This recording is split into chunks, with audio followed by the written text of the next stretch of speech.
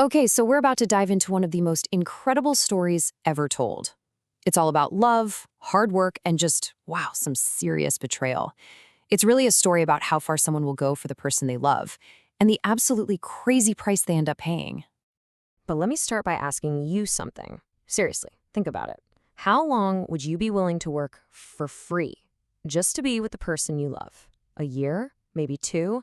Whatever number you have in your head, just hold on to it. Because the number in this story, yeah, it's probably going to blow yours away. All right, let's set the scene. Our story kicks off at a pretty common place back then, a well. We've got our main guy, Jacob. He's a stranger here. He's actually on the run from his family back home, and all he's trying to do is find his relatives. But what he finds instead is, well, it's something that changes his whole life. So he gets to this, well, kind of the town square of its day, and he just starts asking the shepherds, hey, do you know my uncle, a guy named Laban? He's totally on his own here, just looking for a friendly face, someone he's connected to. And you won't believe the timing. Right as he says the name Laban, the shepherds are like, oh, speak of the devil. Here comes his daughter Rachel right now with the sheep. And bam, that's the moment. Jacob lays eyes on Rachel for the very first time, and it is absolutely love at first sight. His whole world just stops. So what's his move? Well, he's so completely smitten, he walks right over to this huge, heavy stone that's covering the well. We're talking a stone that normally takes a whole group of guys to move. And Jacob? He rolls it away all by himself. Just like that. Then he waters her whole flock of sheep. Talk about making a grand entrance, right? A total show of strength to impress her. So this move works. Jacob gets welcomed into his uncle's house, and after about a month of him staying there, it's time to talk business. Laban's like, look, you can't just work for me for free, name your price. And this is where it all starts. The deal for a daughter that's going to have massive consequences.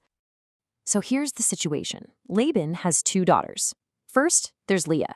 She's the older one, and the text says she had weak eyes, which, isn't the most flattering description. But then there's Rachel, the younger sister, and the story goes out of its way to tell us she is gorgeous, an absolute knockout. For Jacob, it's not even a choice. He only has eyes for Rachel. So when Laban says, name your wages, Jacob doesn't ask for gold or sheep or anything you'd expect. Nope, he makes this absolutely wild offer. He says, I'll work for you 7 years in return for your younger daughter, Rachel. He basically says, she is my payment. I mean, let that sink in for a second. 7 years. That's, over 2,500 days of pure hard work? All of it just for the promise of marrying this woman he just met. And Laban, he hears this and he's like, deal. Better you than some other guy. And here's the part that really tells you everything about how deep his love was. The story says that those 7 long years, they felt like just a few days to him. All that work, all that waiting, it was nothing because he was so in love with her. Incredible. Okay, so fast forward. The 7 years are up, Jacob has done the time, he's paid his dues, and he is ready to claim his bride and start his life. But this is the moment the whole story pivots. We're heading for a really dark twist, a shocking switch on the wedding night. So Jacob goes straight to Laban, no messing around. He just says, give me my wife. My time is up. The deal is done. The contract is fulfilled. It's time for Laban to hold up his end of the bargain. And Laban does. He throws this massive party, a huge wedding feast for the whole town. Everything looks totally normal, totally above board. It's a public celebration, which, you think, would mean everything's on the level, right? But then evening comes. The party winds down. The bride is brought to Jacob's tent, veiled, as was the custom. This is it. This is the moment he's worked 7 years for. Or so he thinks. And the next morning, can you even imagine? When the sun comes up, he looks over, and it's Leah. It's not Rachel. In the dark of night, under the cover of the wedding festivities, Laban swapped his daughters. Jacob wakes up married to the wrong woman. The betrayal is just total. Jacob is, as you can imagine, absolutely furious. He storms out and confronts Laban immediately, shouting, "What have you done to me? I worked for Rachel. Why did you deceive me?" I mean, the pain, the rage. He kept his side of the deal for 7 years, and he was cheated in the worst way possible. And Laban's excuse here is just masterful in its sliminess. He doesn't even deny it. He just says, oh, well, it's not our custom to marry off the younger daughter before the older one. A little piece of information he conveniently forgot to mention, 7 years ago when they made the deal. So shady. So now Jacob is completely trapped. He's legally married to Leah, a woman he never wanted, and Rachel, the love of his life, is still his father-in-law's daughter. Laban has him right where he wants him, and he sees his chance to squeeze even more out of him. So Laban comes back with this new, absolutely insane offer.